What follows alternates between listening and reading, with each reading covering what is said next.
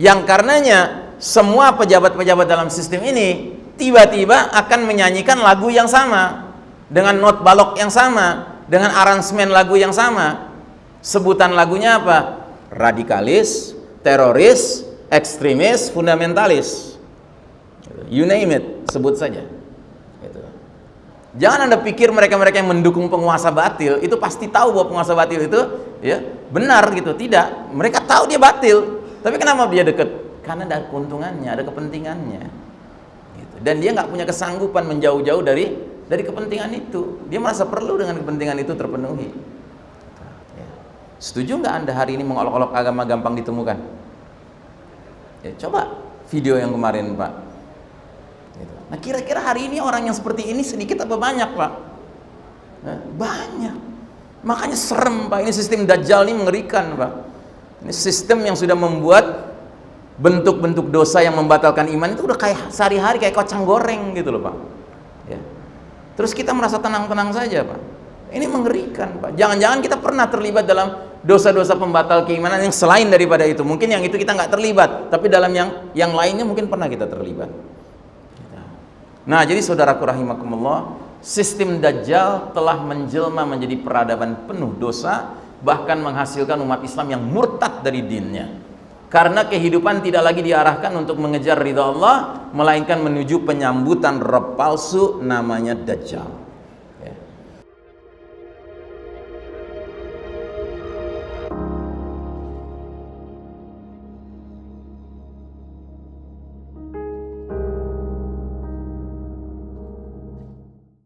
Bismillahirrahmanirrahim.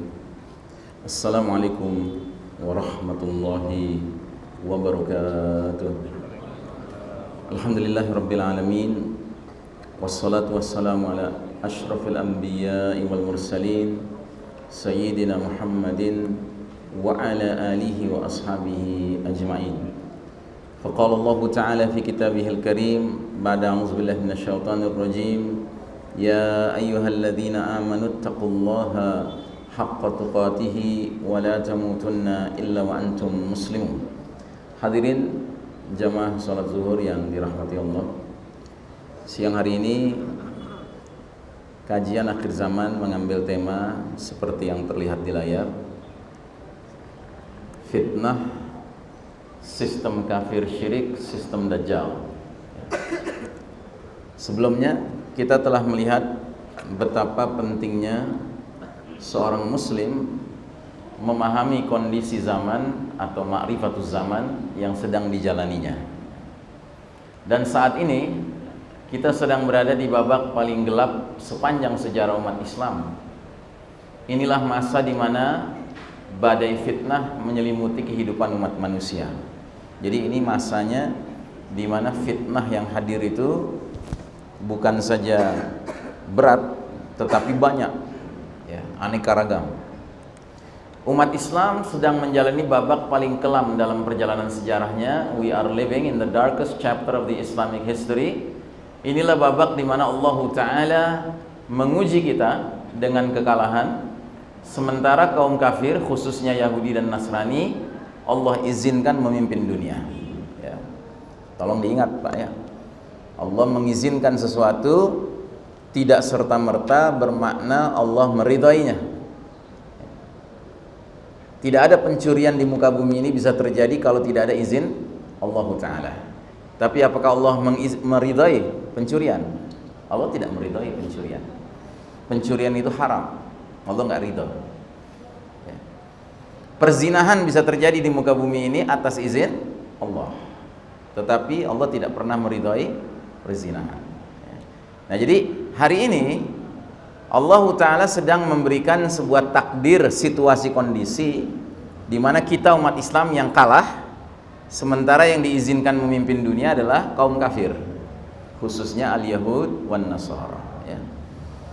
Dan karenanya Nabi Muhammad SAW menggambarkan situasi ini 15 abad yang lalu dalam hadis beliau, badiru bil a'mali fitanan ka qita'il lailil muzlim. Segeralah kalian beramal sebelum datangnya fitnah yang banyak seperti malam yang gelap gulita. Dan hal ini kita fahami berdasarkan hadis lain lagi, yaitu hadis periodisasi atau hadis ringkasan sejarah umat Islam, yang mana dalam satu hadis ini Nabi sudah memberitahu kepada kita umatnya ini bahwa seluruh perjalanan umat Islam itu akan berlangsung dalam 5 periode, 5 fase, 5 babak ya. Dan babak demi babak sudah kita lalui. Sekarang kita di era modern ini sudah berada di babak keempat, namanya babak mulkan jabriyah. Apa artinya? Artinya babak para penguasa yang memaksakan kehendak ya. Dan babak ini belum lama kita masuki, kita baru memasuki babak ini pada tahun 1342 Hijriah atau 1924 Masehi. Tapi yang jelas kita semua adalah produk babak keempat, karena tidak mungkin ada di antara kita yang hadir di sini sudah berusia 99 tahun, kan tidak ada ya. Artinya apa? Artinya semua kita sejak mulai sadar, sejak remaja mulai sadar tentang problem masyarakat, sosial, politik ya, kita harus jujur mengakui nggak pernah punya pemimpin yang memuaskan.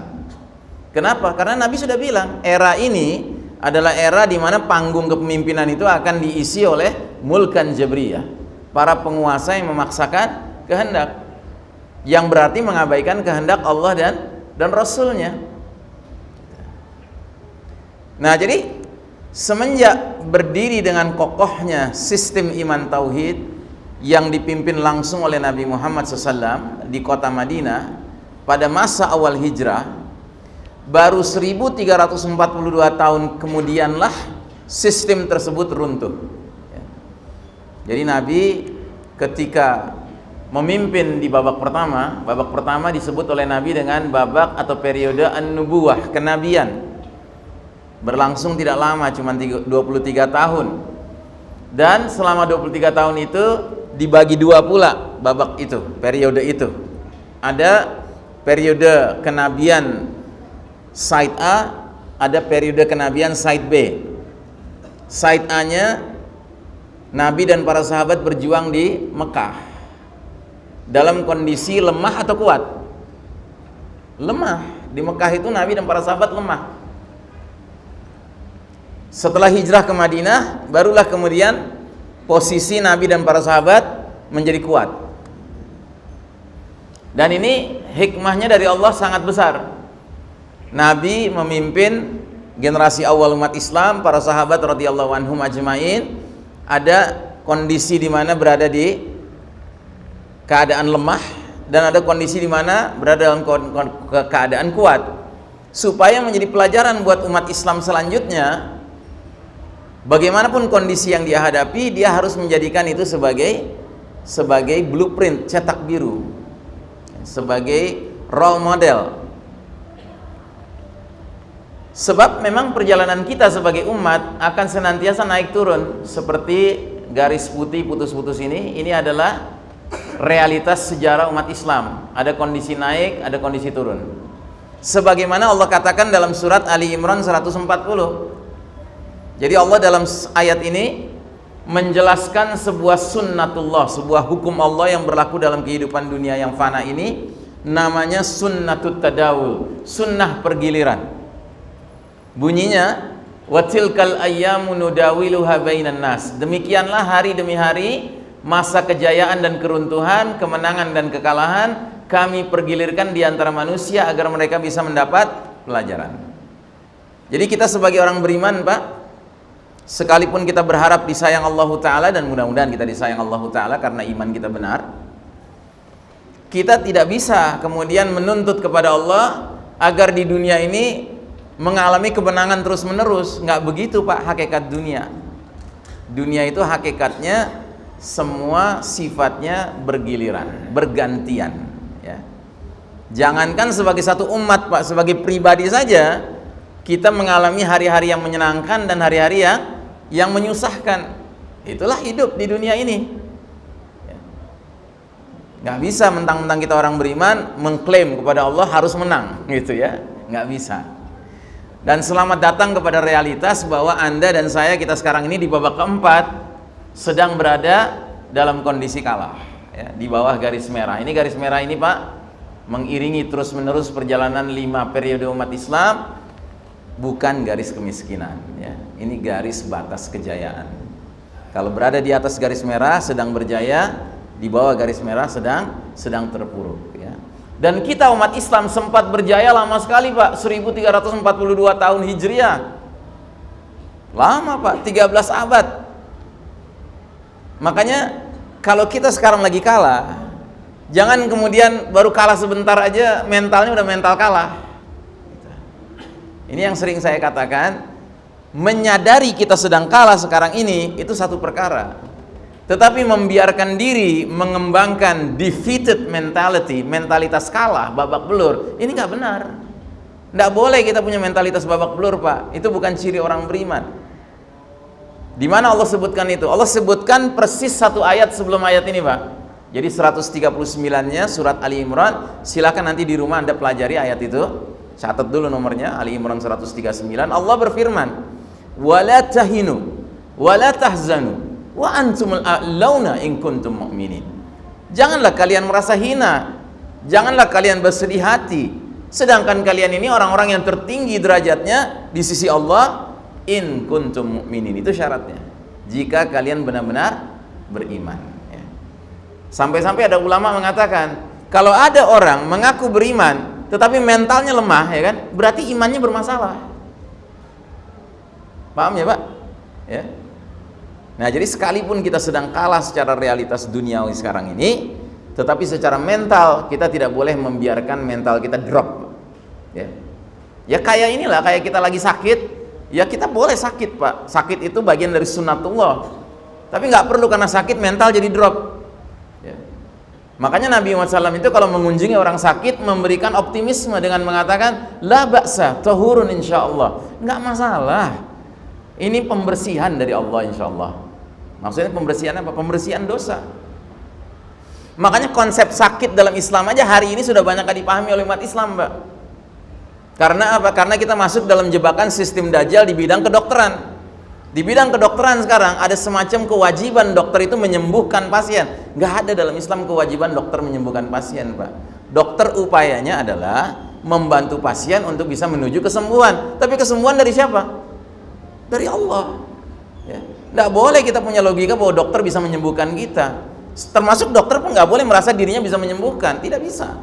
Yang bisa menyembuhkan hanya Allah. Makanya di kalangan para sahabat, ada sahabat yang setiap pagi doanya apa? Ya Allah berikan aku sakit di sore hari. Setiap sore Ka'ab ini demam. Kenapa? Karena dia pernah mendengar hadis Nabi yang mengatakan, barang siapa orang beriman yang ditimpa penyakit, kemudian dia bersabar, sebagian dosanya digugurkan Allah Ta'ala. Masya Allah. Dan Ka'ab sadar dosanya banyak. Maka dia berharap salah satu hal yang bisa menggugurkan dosanya adalah mengalami sakit. Ya mungkin kita levelnya belum sampai level Ka'ab ya. Sehingga kita nggak mungkin lah berdoa, ya Allah berikan aku sakit. Abu Bakar As-Siddiq radhiyallahu an, konon kabarnya tidak pernah berobat. Sakit nggak pernah berobat dia. Kata orang Betawi diantepin aja tuh. Bahkan seorang wanita sahabiat datang ke Nabi SAW, lalu dia curhat, mencurahkan isi hatinya. Rupanya dia punya penyakit, namanya penyakit epilepsi. Tahu epilepsi? Penyakit ayan. Ya, kalau lagi kambuh penyakitnya, dia geleper-geleper gitu, nggak bisa mengendalikan diri, gerak-gerak nggak bisa mengendalikan diri. Dia datang ke Nabi, dia sampaikan, ya Rasulullah, aku mengidap penyakit ayan. Apa kata Nabi? Maukah engkau aku ajarkan suatu doa yang jika engkau amalkan engkau sembuh, atau engkau memilih bersabar sehingga engkau berhak masuk surga? Apa kata wanita ini? Ya Rasul, aku pilih bersabar. Masya Allah. Dia nggak minta doanya. Aku pilih bersabar ya Rasul. Tapi tolong doakan aku satu ya Rasul. Jika aku kambuh penyakitnya, jangan sampai auratku tersingkap. Masya Allah. Dia khawatir kalau dia geleper-geleper nggak bisa mengendalikan diri, auratnya tersingkap. Nah dia nggak mau itu. Tapi bahwa dia harus sakit demi mendapatkan surga, dia bersabar ya kan? Ya gua antepin dah. Nah, gitu kata orang Betawi. Ya. Nah jadi saudaraku rahimakumullah, Begitulah mental orang beriman. Setelah kita sadar, oh kita sedang kalah nih, Yahudi Nasrani yang lagi menang di dunia ini, ya kan? Ya kita harus jaga mental kita ini supaya tetap tinggi. Makanya Said Qutb rahimahullah dalam kitabnya Ma'alim fit Thariq, petunjuk jalan, di bab terakhir dia menulis bab judulnya Isti'la'ul Iman, ketinggian iman. Jadi merasa tinggi karena iman. Nah, itulah orang beriman. Orang beriman itu tidak merasa tinggi karena kekayaan, tidak merasa tinggi karena jabatan, tidak merasa tinggi karena popularitas, tapi dia merasa tinggi karena iman. Iman membuat dia merasa tinggi. Dan begitulah mestinya orang beriman. Dia tidak mengandalkan yang lain selain daripada iman untuk mengangkat dirinya. Nah, jadi saudaraku rahimakumullah, peradaban sistem kafir syirik baru mulai eksis yaitu pada tahun 1342 Hijriah 1924 Masehi. Sejak saat itu kaum kafir dapat kembali leluasa menebar berbagai tipu dayanya. Tapi selama 1342 tahun umat Islam berjaya, ya, kaum kafir justru berada pada posisi ya tidak bergerak, tidak berkutik, ya. Kecuali menjelang kita runtuh pada tahun 1924. Nah, justru runtuhnya itu ada kaitan mereka sudah mulai ya menguat di dalam bergeraknya. Ya. Nah, jadi saudaraku rahimakumullah, selanjutnya kaum kafir Yahudi Nasrani ini merancang, membangun dan mengokohkan tegaknya sistem kafir syirik yang mereka namakan Novus Ordo Seclorum, alias New World Order, alias tatanan dunia baru, yang tiada lain adalah sistem Dajjal. Dan kalimat Novus Ordo Seclorum ini kita temukan di kertas ini. Ini kertas apa, Pak? Ya, uang $1 Amerika Serikat. Dan ingat, hanya ada di pecahan uang $1, Pak. 5, 10, 20, 50, $100 nggak ada gambar ini. Gambar The Great Seal. Seal itu materai, great itu agung. Jadi materai yang agung. Gambarnya apa?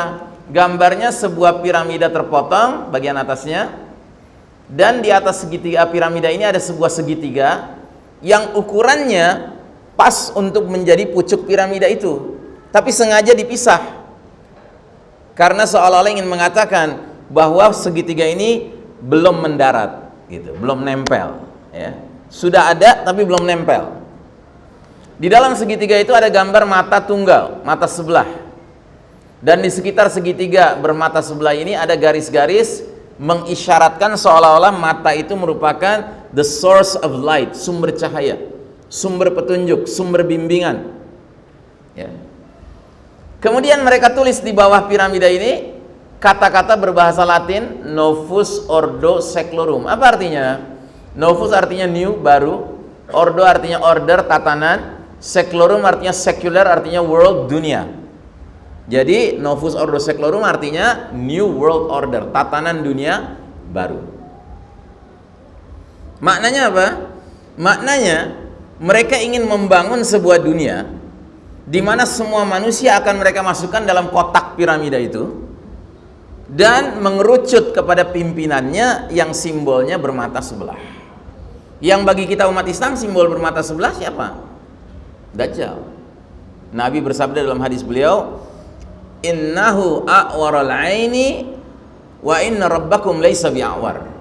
Sesungguhnya Dajjal itu bermata sebelah, sedangkan Rabb kalian Allah Ta'ala tidak bermata sebelah. Kemudian mereka tulis di atasnya lagi-lagi bahasa Latin, Annuit Queptis. Apa artinya? He has favored our undertakings. Dia, si mata sebelah ini, telah merestui berbagai upaya-upaya kami. Upaya apa? Upaya mewujudkan sebuah sistem dunia, tatanan dunia, yang semua aspek kehidupannya, ideologi, politik, ekonomi, sosial, hukum, pendidikan, budaya, kedokteran, farmasi, dan seterusnya, itu berlandaskan nilai-nilai kekufuran Dajjal. Dan karenanya, mereka sadar sesadar-sadarnya bahwa satu-satunya yang bisa menghalangi terwujudnya proyek atau mega proyek NOS ini, Pak, kita menyebutnya NOS, Pak, Novus Ordo Seclorum. Satu-satunya pihak yang mereka pandang akan menjadi rintangan, penghalang mereka adalah dinullah al-Islam. Agama Allah al-Islam. Kenapa? Karena mereka sudah yakin bahwa yang lain sudah terkapar. Tinggal satu-satunya yang tidak terkapar adalah agama Allah al-Islam ini. Yang karenanya kita harus yakin bahwa memang al-Islam ini tidak akan pernah terkapar. Dan memang Allah Ta'ala memberikan jaminan itu. Silakan dicatat ayatnya, saya nggak buat slide-nya. Al-Ma'idah ayat 3. Di dalam ayat tersebut Allah Ta'ala berfirman, Al-yawma ya'isal ladhina kafaru min dinikum fala takhshawhum wakhshawun. Pada hari ini telah berputus asa orang-orang kafir mengalahkan agama kalian, al-Islam. Maka janganlah takut pada mereka, tapi takutlah kepada aku, kata Allah Ta'ala. Karenanya di era tatanan dunia baru ini, Pak, siapapun muslim yang bersungguh-sungguh ingin menegakkan dinul al-Islam, ya, akan dipandang oleh mereka sebagai perintangnya. Yang karenanya muslim model begini yang serius ingin menegakkan dinul al-Islam ini dipandang sebagai penghalang sistem ini. Yang karenanya semua pejabat-pejabat dalam sistem ini tiba-tiba akan menyanyikan lagu yang sama, dengan not balok yang sama, dengan aransemen lagu yang sama. Sebutan lagunya apa? Radikalis, teroris, ekstremis, fundamentalis. You name it, sebut saja. Persis sebagaimana dulu Nabi dan para sahabat sewaktu berada di posisi yang juga di bawah garis merah di Mekah, ya, itu setiap hari harus menghadapi lagu yang sama dari para pemuka-pemuka musyrikin Quraisy yang Allah izinkan memimpin Mekah. Cuma bedanya beda judul dikit aja, ya kan? Orang gila, ya kan? Tidak waras, tukang sihir, pemecah belah bangsa, ya kan? Itu tuduhan kepada Nabi dan para sahabat waktu itu. Nah, jadi saudaraku rahimakumullah, pada hakikatnya tatanan dunia ini sejatinya dipersiapkan untuk menggelar karpet merah menyambut hadirnya juru selamat mereka, yaitu Ad-Dajjal. Umat Islam didorong untuk turut mendukung sistem Dajjal, yang berarti diajak untuk turut menyambut hadirnya fitnah paling dahsyat sepanjang sejarah Bani Adam. Dajjal itu kata Nabi adalah a'zamul fitnah, fitnah paling dahsyat sepanjang sejarah Bani Adam. Nah, jadi saudara rahimakumullah, sistem kafir syirik yang ditawarkan oleh mereka setelah 100 tahun yang lalu mereka mengambil alih atau diberikan Allah hak untuk mengambil alih kepemimpinan dunia ini, ya, adalah sistem kafir syirik yang disebut sistem Dajjal. Ya wajar, Pak. Begitu yang mimpin dunia sudah bukan orang beriman lagi, masa mereka mau meneruskan sistem iman, sistem tauhid? Kan nggak mungkin. Mereka nggak beriman, mereka nggak bertauhid. Berarti yang mereka tawarkan apa ya? Pasti sistem kafir, sistem syirik. Nah, ditambah lagi Allah Ta'ala mengizinkan mereka menikmati kelebihan-kelebihan duniawi. Karena seiring dengan berdirinya sistem Dajjal ini, Pak, Allah Ta'ala membukakan kemudahan mereka menguasai teknologi canggih, Pak. Makanya tingkat kedahsyatan kekufuran yang mereka sebarluaskan itu menjadi luar biasa. Ya bisa Anda bayangkan, teknologi canggih justru di tangan mereka, bukan di tangan kita. Ya. Kita boleh saja istilahnya mengatakan, ya salah sendiri umat Islam, kenapa nggak ngejar? Bukan soal kejar mengejar, memang Allah membuat ujiannya seperti ini. Ya. Memangnya Anda pikir umat Islam nggak berusaha mengejar? Ya, kita berusaha mengejar, Pak. Tapi masalahnya apa? Mereka tidak akan mengizinkan kita mengejar. Jangankan kita mengalahkan mereka, Pak, setara aja nggak boleh di bidang teknologi. Makanya kalau ada negeri Islam, negeri Muslim berpikir ingin bikin pembangkit tenaga listrik nuklir, dihalang-halangi. Padahal maksudnya bukan bikin senjata nuklir, bikin pembangkit tenaga listrik nuklir. Sama mereka dipersulit. Kalau ada pemuda-pemudi Muslim datang dari negeri Muslim ke Barat, ke Eropa, ke Amerika, ya kan? Kemudian brilian, cerdas banget, ya kan? Kalau perlu nggak diizinkan pulang, diiming-iming dengan warga negara setempat. Supaya apa? Brain drain, disedot otaknya untuk kepentingan mereka, jangan sampai menguntungkan negeri muslim. Ya. Jadi janganlah berpikir naif gitu, bahwasanya kita umat Islam ini yang malas, nggak mau ngejar ketertinggalan. Ya, mungkin banyak muslim yang malas, tapi bukan berarti nggak ada yang berusaha. Berusaha kita, Pak. Cuma memang mereka penjahat. Ya. Dasarnya sudah kafir. Ya. Dan kafirnya nggak sembarang kafir, kafir harbi lagi, kafir yang memerangi Islam dan umat Islam. Nah, jadi saudaraku rahimakumullah, kapan runtuhnya sistem iman tauhid? Peristiwa apa yang terjadi pada tahun 1342 Hijriah, 1924 Masehi? Peristiwa apa? Peristiwa berakhirnya Kesultanan Utsmani Turki, ya. Dan itu merupakan khilafah yang terakhir dalam sejarah modern, ya. Berakhir, jadi runtuh dia. Dan Nabi Muhammad SAW 15 abad yang lalu sudah memberitahu kepada kita umat Islam ini, jika kalian sudah berhasil menegakkan Islam sebagai sebuah tatanan, sebagai sebuah sistem, ya kan, jangan kaget kalau suatu ketika dia runtuh. Nabi katakan dalam hadis ini bahwa ikatan Islam bisa terlepas simpul demi simpul. Dan Nabi menggunakan istilah ikatan, istilah simpul, karena Allah Ta'ala juga menggunakan dalam Al-Quran istilah hablillah, tali Allah. Kan bunyi ayatnya surah Ali Imran 103 adalah wa'tasimu bihablillahi jami'an, berpegang teguhlah kalian kepada tali Allah jami'an. Tali Allah ini maksudnya dinullah, al-Islam ini. Dan ternyata tali Allah ini mengandung simpul-simpul, Pak. Jadi ketika dikatakan berpegang teguhlah kalian kepada tali Allah jami'an, jami'an ini punya dua tafsiran. Tafsiran jami'an itu adalah keseluruhan umat Islam rame-rame pegang tali Allah.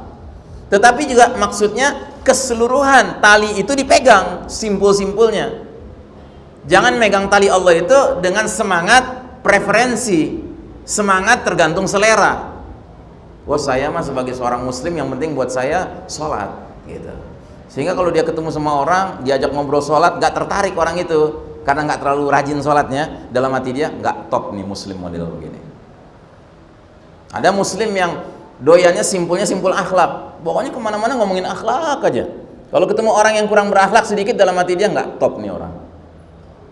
Ada jenis muslim yang semangatnya menggebu-gebu, doyannya simpul jihad. Setiap ketemu orang ngomongnya jihad. Kalau orang itu nggak tertarik ngomongin jihad, dalam hati dia nggak top nih orang. Ini problem kita hari ini, Pak. Makanya Allah Ta'ala mengatakan udkhulu fis silmi kafah, masuklah kalian ke dalam agama Allah ini, al-Islam ini kafah, totalitas.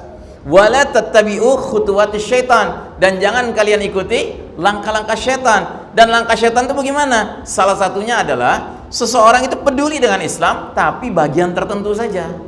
Itu ikut langkah setan namanya. Ngomongin Islam tuh fikih aja gitu. Diajak ngomongin yang lain nggak tertarik gitu.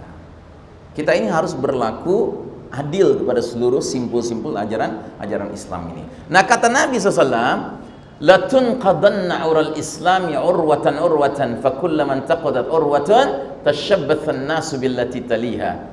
Sungguh ikatan Islam ini akan terlepas simpul demi simpul. Setiap kali satu simpul lepas, manusia bergelayutan pada simpul berikutnya. Fa awwaluhunna naqdan al-hukmu wa akhiruhunna as-shalah. Maka awal simpul yang lepas ialah hukum, dan yang paling akhir adalah salat. Dan hari ini praktis semua simpul sudah lepas, Pak. Simpul hukum nggak usah diomongin, Pak. Udah jelas di negeri kita yang mayoritas muslim, hukumnya bukan hukum Allah gitu. Suatu perkara yang harusnya kita renungkan dalam-dalam, Pak. Kok bisa ya kita negeri mayoritas muslim terbesar di dunia, Pak, tapi tidak mencontohkan kepada umat manusia di seluruh dunia ini bahwa kita pede dengan hukum Allah Ta'ala. Ya karena apa? Karena memang sudah runtuh tatanannya, Pak.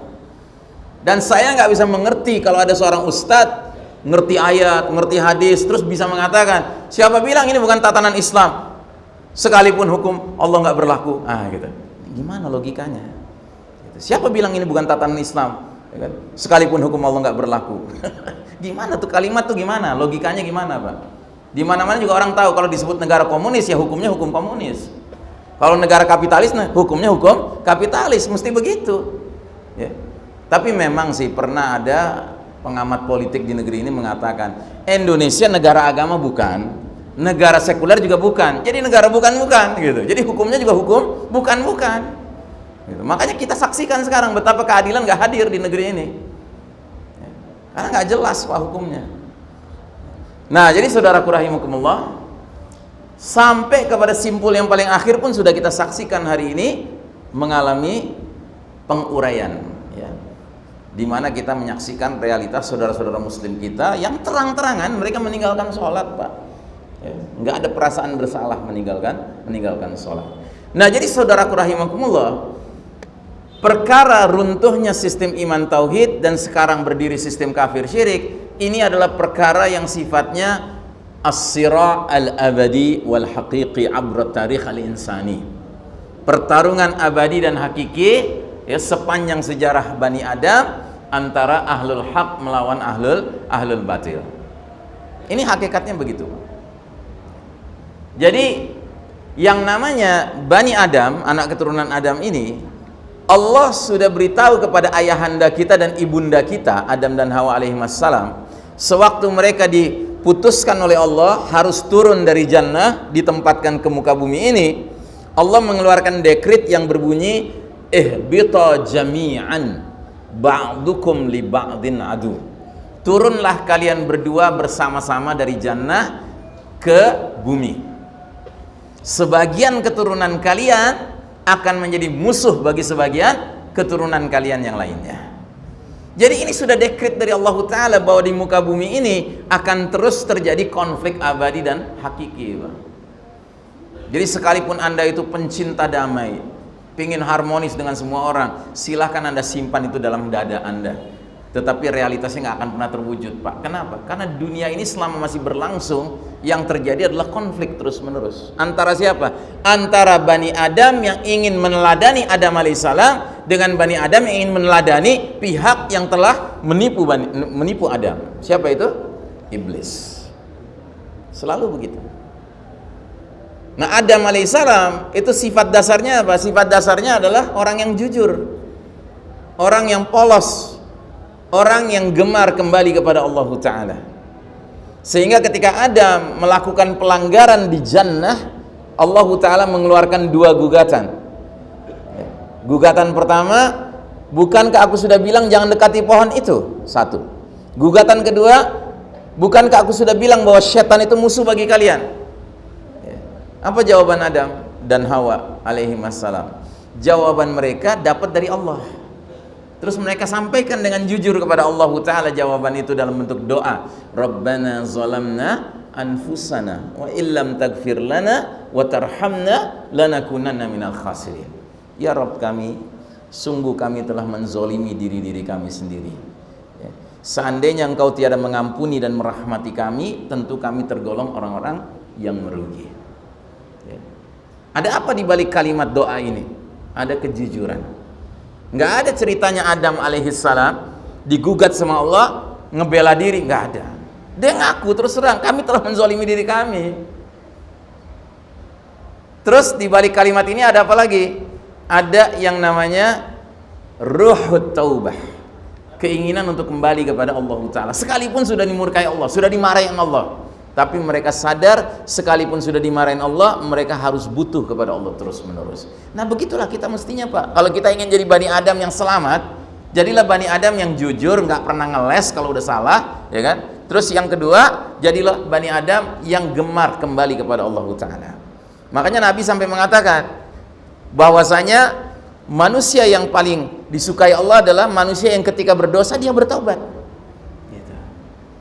Jadi bukan manusia yang nggak pernah bersalah, nggak ada manusia yang nggak pernah bersalah, semua manusia pasti pernah bersalah. Tapi yang penting sesudah bersalah, dia punya yang namanya ruhut taubah, spirit untuk kembali kepada Allah Ta'ala, tidak jauh-jauh dari Allah Ta'ala. Nah sementara iblis, itu wataknya bagaimana? Iblis melakukan kesalahan. Ma mana'aka alla tasjuda id amartuka, apa yang menghalangi kamu hai iblis untuk menjalankan perintahku bersujud kepada Adam ketika aku perintahkan. Digugat iblis. Gugatannya cuma satu. Adam dua gugatan ini cuma satu gugatannya. Jawabannya lihat. Ana khairun minhu. Khalaqtani min narin wa khalaqtahu min tin. Aku lebih baik dari Adam. Engkau ciptakan aku dari api, sedangkan Adam engkau ciptakan dari tanah. Diusir sama Allah dari jannah. Karena apa?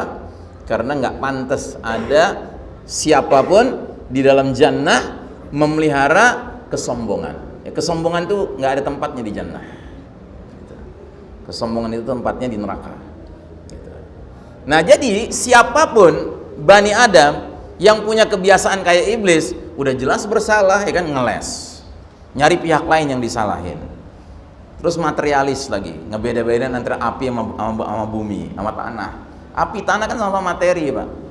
Atas dasar apa dia harus memandang karena terbuat dari api lebih mulia daripada terbuat dari tanah?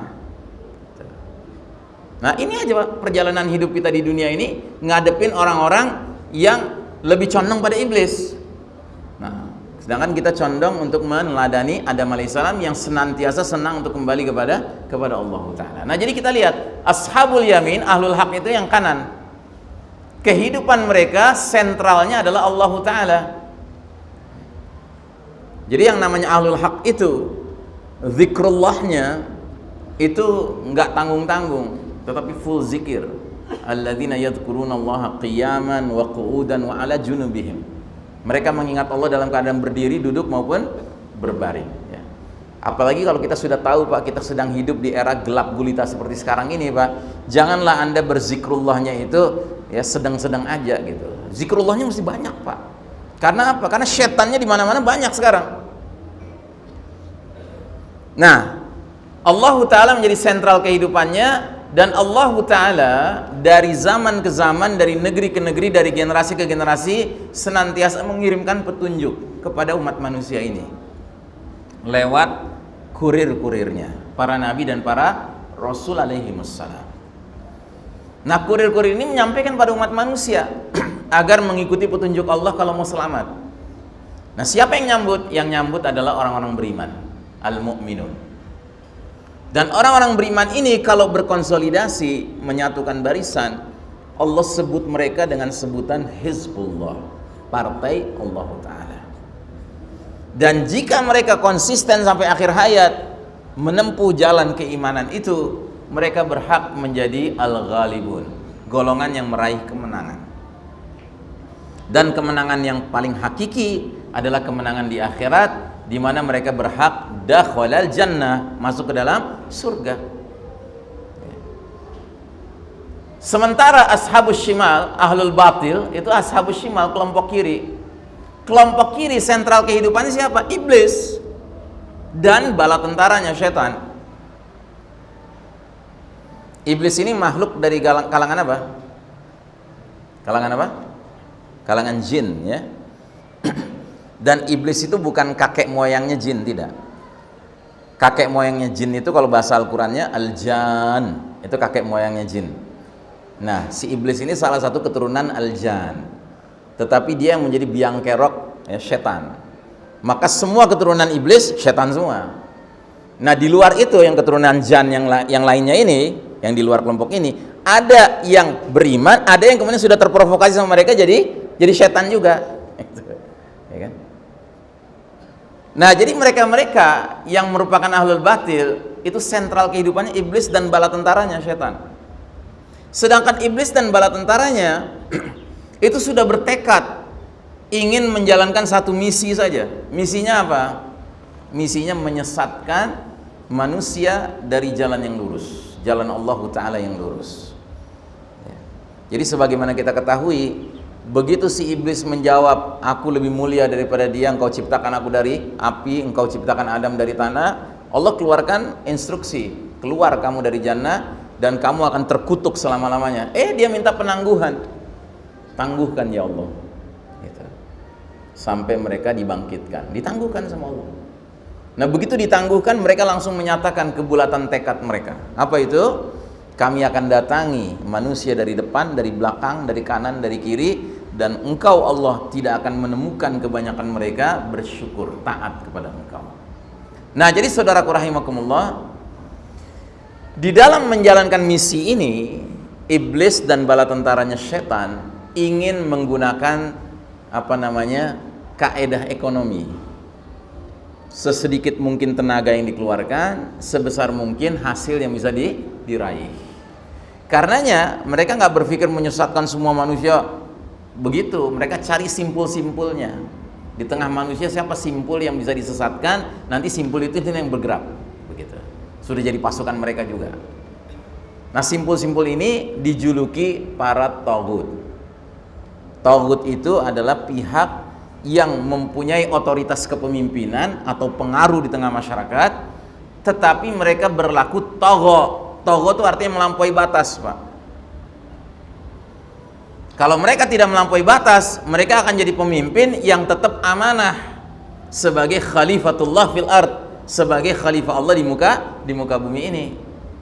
Dalam bentuk apa? Dalam bentuk mereka akan mimpin masyarakat yang dia pimpin dengan aturan dan hukum Allah. Tapi karena mereka sudah kesetanan, ya kan? Ya mereka emoh dengan hukum Allah, dengan aturan Allah. Mereka lebih senang bikin aturan dan hukum selain dari aturan dan hukum Allah Ta'ala. Nah, sepanjang sejarah umat manusia, orang-orang yang jadi pemimpin tapi tidak mau mengakui hukum dan aturan Allah Ta'ala, mereka ini juluki para taghut.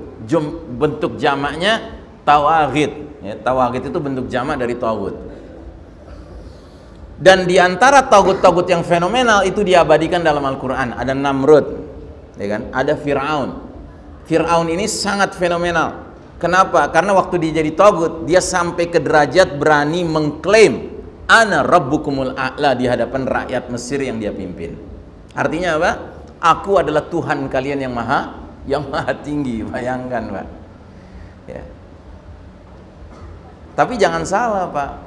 Siapapun yang menjadi pemimpin tidak mau mengakui dan menjunjung tinggi hukum Allah Ta'ala, pada hakikatnya kayak Fir'aun, cuma bedanya nggak seberani Fir'aun aja gitu sampai ngomong aku Tuhan kalian, enggak. Cuman secara kelakuan tetap aja sama, minta ketaatan penuh dari rakyat yang dia pimpin. Taghut juga pada dasarnya. Sampai di akhir zaman akan muncul taghut yang paling prima, namanya Dajjal. Makanya nanti Dajjal akan mengucapkan kalimat yang mirip dengan Fir'aun, ana rabbukum.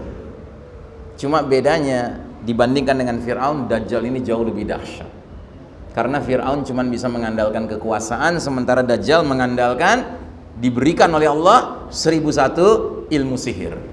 Ya, dahsyat sekali. Ya. Nah, siapa yang menyambut para taghut ini? Yang menyambut adalah kalangan manusia dari kalangan al-musyrikun, al-kafirun, al-munafikun. Alhamdulillah kita musyrik kagak, kita kafir kagak, tapi kita potensial jadi munafik, Pak. Karena orang munafik tampilannya sama kita sama. Izharul iman wa ibtanul kufur. Menampilkan keimanan dan menyembunyikan kekufuran dalam hatinya. Secara tampilan mirip sama kita, ikut sholat bareng kita, ya kan? Ngomongnya ngomong Islam gitu. Tapi secara hatinya berpihak pada kekufuran, tidak berpihak pada Islam.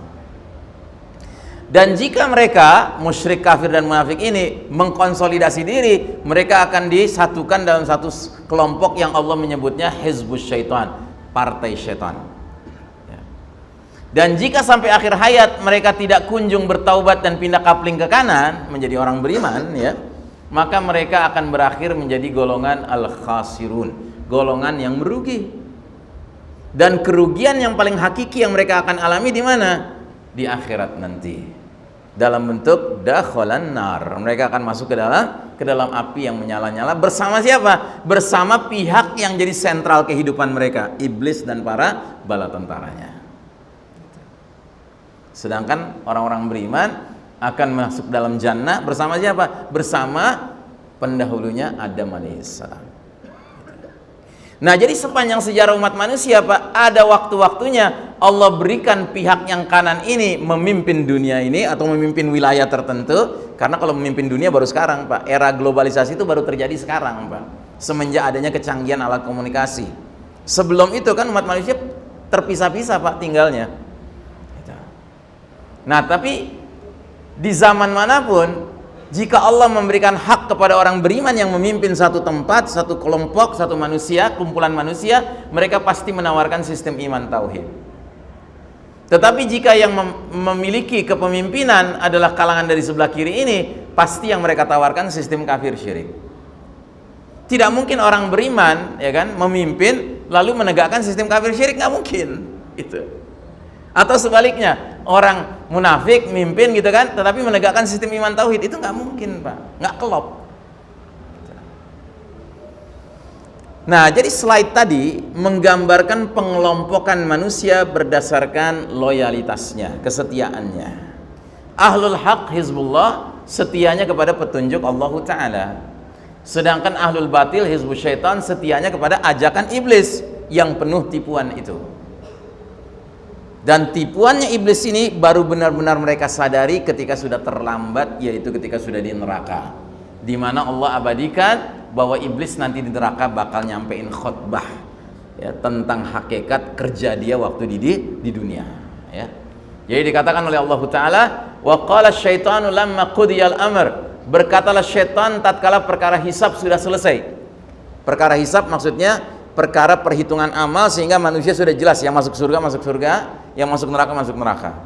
Termasuk yang masuk surga adalah mereka-mereka yang tadinya sempat masuk neraka dulu dari kalangan orang beriman, tapi karena dosanya nggak selesai di dunia, harus dibakar di akhirat, tetapi sampai waktu tertentu udah selesai pembakarannya, pindah ke surga. Udah selesai nih semua. Tiba-tiba di neraka muncullah si iblis, biang keroknya setan. Dia tampil, dia menyampaikan khutbah. Bagaimana khutbahnya? Innallaha wa'adakum wa'dal haqq, sesungguhnya Allah telah menjanjikan kepada kalian janji yang benar. Wa wa'adtukum fa akhlaftukum, dan aku juga telah menjanjikan sesuatu kepada kalian, tetapi aku menyalahinya. Di situ baru dia ngomong terang-terangan, ya. Terus apa kata dia selanjutnya? Wa ma kana li 'alaikum min sultanin illa an da'autukum fastajabtum li. Sekali-kali tidak ada kekuasaan bagiku terhadap kalian waktu di dunia dulu. Jadi Anda harus sadar, Pak, iblis, pasukan setan itu nggak punya kuasa atas kita, Pak. Mereka nggak punya kuasa atas kita. Bahkan ada ayat dalam surat An-Nisa yang mengatakan, inna kaida syaitani kana dha'ifa, sesungguhnya tipu daya setan itu lemah. Jadi apa yang mereka lakukan? Si iblis bilang, melainkan sekedar aku menyeru, yang aku lakukan itu cuma menyeru, cuma ngebisikin, cuma ngajak, cuma ngundang. Masalahnya kamu lalu mematuhi ajakanku, bisikanku, undanganku itu. Fala talumuni walumu anfusakum, maka jangan kalian cerca aku. Lo jangan nyalain gue, salahin diri lo sendiri, gitu. Ya kan? Kira-kira penghuni neraka mendengar khutbah iblis ini apa perasaan mereka? Makin apa? Makin apa? Makin menyesal. Wah, ditipu nih kita. Gitu. Ya kan? Dan penyesalan di situ sudah nggak ada gunanya. Tapi jangan salah, Pak, penyesalan itu dalam ajaran Islam sangat penting.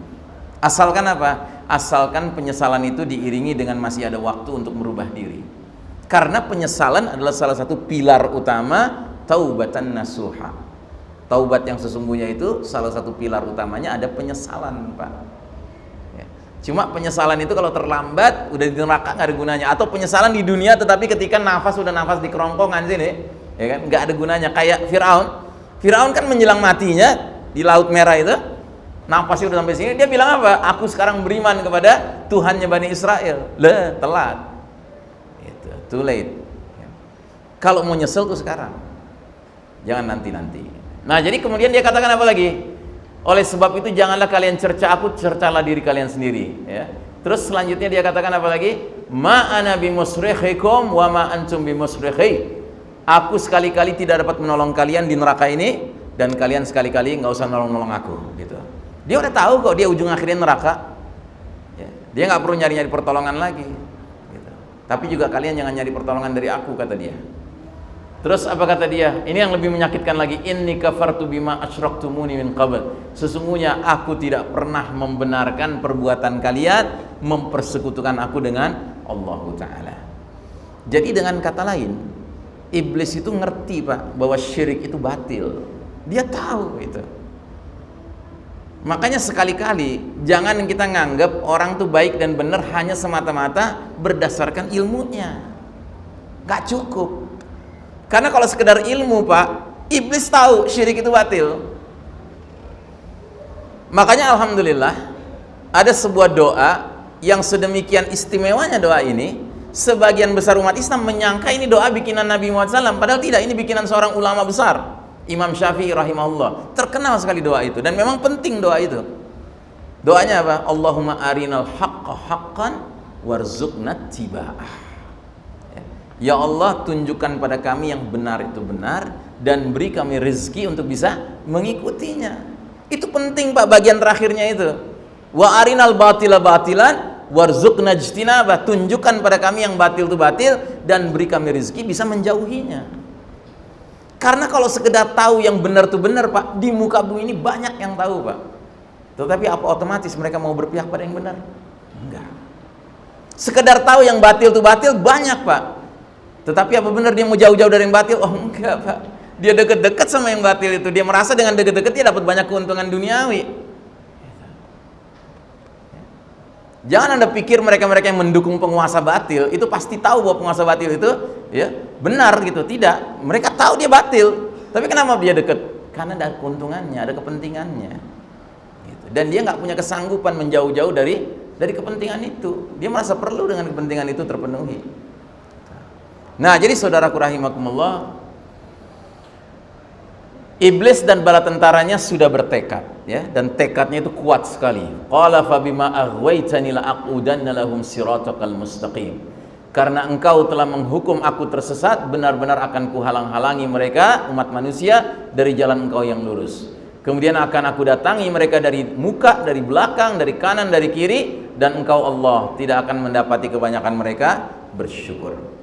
Nah, jadi saudaraku rahimakumullah, selama 1342 tahun Hijriah umat Islam memegang tampuk kepemimpinan dunia. Selama itu umat manusia hidup dalam cahaya petunjuk Allah Subhanahu wa taala.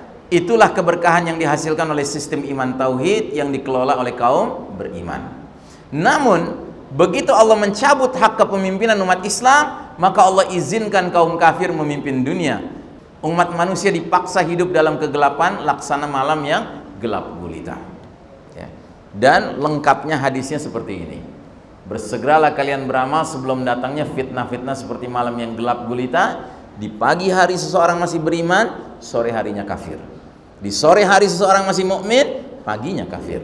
Kenapa? Dia rela menjual agamanya demi barang kenikmatan dunia. Jadi yang mengerikannya adalah sedemikian masif dan destruktifnya badai fitnah yang ada sekarang ini, sehingga ancaman bagi umat Islam bukan hanya terjerumus dalam dosa-dosa kecil, bahkan bukan dosa-dosa besar, melainkan dosa nawaqidul iman, pembatal keimanan. Inilah puncak kegelapan babak keempat ini, ya. Jadi yang bikin suasana menjadi lebih rumit sekarang ini adalah kita ditawarkan berbagai pilihan dosa yang kelasnya bukan dosa kecil lagi, Pak. Bahkan bukan dosa besar, tapi dosa yang sampai ke tingkat membatalkan iman kita, ya.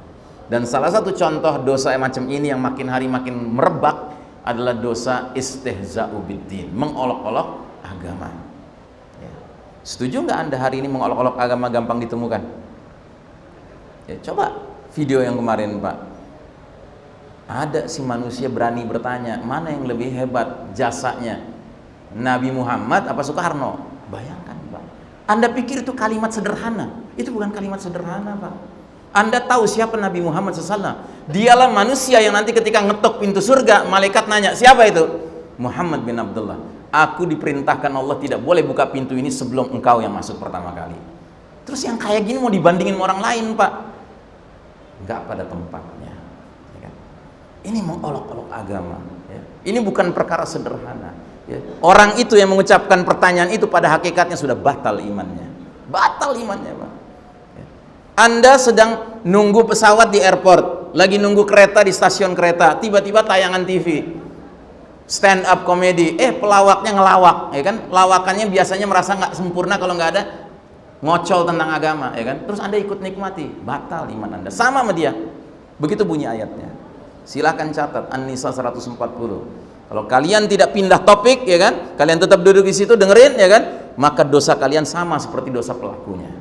Gitu. Nah, kira-kira hari ini orang yang seperti ini sedikit apa banyak, Pak? Nah, banyak. Makanya serem, Pak. Ini sistem Dajjal ini mengerikan, Pak. Ini sistem yang sudah membuat bentuk-bentuk dosa yang membatalkan iman itu udah kayak sehari-hari kayak kacang goreng gitu loh, Pak. Ya. Terus kita merasa tenang-tenang saja, Pak. Ini mengerikan, Pak. Jangan-jangan kita pernah terlibat dalam dosa-dosa pembatal keimanan yang selain daripada itu. Mungkin yang itu kita nggak terlibat, tapi dalam yang lainnya mungkin pernah kita terlibat. Ya, contohnya lah, faham pluralisme. Ya kan, faham mengatakan semua agama sama, semua agama baik, semua agama benar. Ini juga ucapan seperti ini membatalkan iman, Pak. Karena Allah tidak pernah mengeluarkan ayat yang bunyinya Allah ridha pada semua agama. Enggak, Allah ridha cuma pada satu, al-Islam ini. Yang berarti maknanya apa? Islam lah dinul haq, agama yang benar. Bukan agama paling benar, Pak, Islam. Islam itu agama yang benar. Berarti agama lain apa, Pak? Enggak benar. Cuman kita nggak perlu sombong gitu di tengah umat manusia gitu mengatakan, saya benar. Kita bukan Islam, Pak, kita Muslim. Muslim kadang bisa benar, kadang bisa salah, Pak. Tolong bedakan Muslim dengan Islam. Kalau Islam itu dinullah, nggak ada yang bisa mengalahkan dinullah. Kalau Muslim itu manusia, bisa dikalahkan, bisa mati, bisa selesai tamat riwayatnya. Tapi kalau Islam nggak ada tamat riwayatnya, Pak. Nah, jadi saudaraku rahimakumullah, sistem Dajjal telah menjelma menjadi peradaban penuh dosa, bahkan menghasilkan umat Islam yang murtad dari dinnya. Karena kehidupan tidak lagi diarahkan untuk mengejar ridha Allah, melainkan menuju penyambutan roh palsu namanya Dajjal. Dan Allah Ta'ala dalam surat Al-Baqarah 217 menyingkap kelakuan mereka yang ngelola sistem dunia hari ini, yaitu orang-orang kafir harbi, kafir yang memerangi Islam dan umat Islam. Apa kata Allah? وَلَا يَزَالُونَ يُقَاتِلُونَكُمْ حَتَّى يَرُدُّوكُمْ عَنْ دِينِكُمْ مِنِ اسْتَطَاعُوا. Mereka, orang-orang kafir harbi itu, ya, tidak henti-hentinya 24 hours a day, 7 days a week, 12 months a year, ya kan? Terus menerus memerangi kalian sampai apa? Sampai mereka bisa memurtadkan kalian dari agama kalian kepada kekafiran, seandainya mereka sanggup. Gitu. Jadi mereka udah nguasain dunia, Pak. Sementara watak mereka kayak gitu. Terus Anda berharap bahwa dunia ini hari ini bisa menawarkan kebaikan bagi kita. Terus kita dengan ringannya ikut aja deh sistem yang ada. Hey, come on. Ini sistem Dajjal, Pak. Dajjalnya belum muncul tapi sistemnya sudah ada. Maka sistem ini kelakuannya kayak Dajjal. Nawarin apa? Nawarin surga. Tapi surga yang hakikatnya mengajak pada nerakanya Allah. Nawarin, ngancam dengan neraka, tapi neraka itu justru hakikatnya menuju kita, ngajak kita ke surga Allah. Kita diancam nih dengan tuduhan radikalis, ya kan, teroris. Tapi kalau kita konsisten menjalankan Islam dan makin dituduh, ya kan, sebenarnya kita sedang menuju keridhaan Allah. Ya. Dajjalnya belum ada, Pak, tapi sistem ini sudah kelakuannya mirip kayak Dajjal. Saudaraku rahimakumullah, sudah jam 1:02 bahkan. Saya mohon maaf, kita harus mengakhiri majelis kita sampai di sini karena kita punya kontrak-kontrak dengan pihak lain yang harus kita hargai hak-hak mereka, ya. Materi ini belum selesai, insya Allah kita akan lanjutkan pada bulan berikutnya, ya dengan izin Allah Ta'ala. Mari kita tutup dengan mengharap keberkahan dari Allah Ta'ala. Kita tutup dengan doa kifaratul majlis. Subhanakallahumma wa bihamdika asyhadu an la ilaha illa anta astaghfiruka wa atubu ilaik. Walhamdulillahi rabbil alamin. Wassalamualaikum warahmatullahi wabarakatuh.